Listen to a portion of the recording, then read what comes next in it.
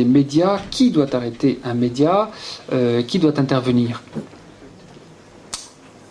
C'est une bonne question, c'est une question complexe. Il y a plusieurs éléments. D'abord, il y a le principe de la liberté de la presse.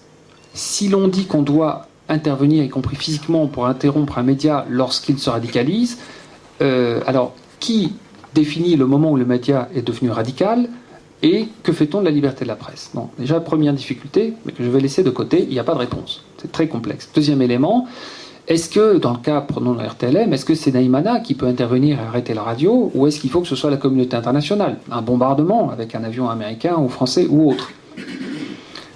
C'est une question militaire, c'est pas une question politique, c'est une question physique.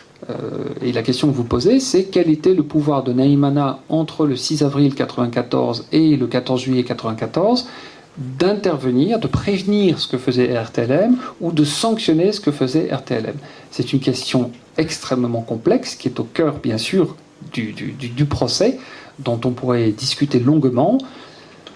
Aujourd'hui, en l'état des connaissances, avec ce que j'ai pu reconstituer l'itinéraire de Naïmana, ce que je crois pouvoir comprendre de sa situation et ce que j'ai vu moi-même au Rwanda à l'époque, du contexte, de la tension, de la panique, du chaos, je ne pense pas que Naïmana était à l'époque en position physiquement d'influencer l'évolution de RTLM.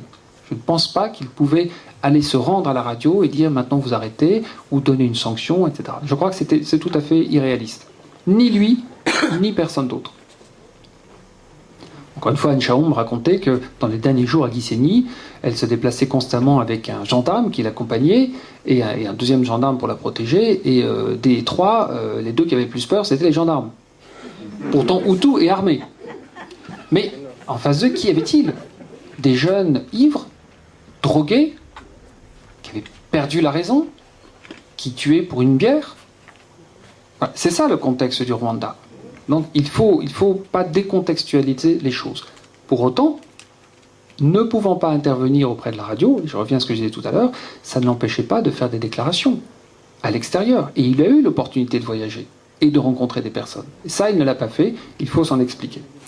Dans d'autres cas, je voudrais juste signaler au passage, prenons l'exemple de la Côte d'Ivoire, le précédent du Rwanda a été très utile. Vous savez qu'au moment de la crise en Côte d'Ivoire, il y a 3-4 ans, les médias, une partie des médias ont vraiment jeté de l'huile sur le feu, poussé au meurtre, etc., etc. L'ambassade de France a eu la présence d'esprit d'entreprendre la collecte systématique des journaux et l'enregistrement systématique des émissions de radio et de la télévision, et a fait des déclarations en disant voilà, nous savons exactement qui dit quoi, quand, où. Si les choses tournent mal, nous nous retournerons contre les personnes qui ont tenu ces propos et elles seront jugées. Et ça a eu un effet direct en Côte d'Ivoire à ce moment-là. Parce que les journalistes se sont dit mince, on n'est pas que entre nous.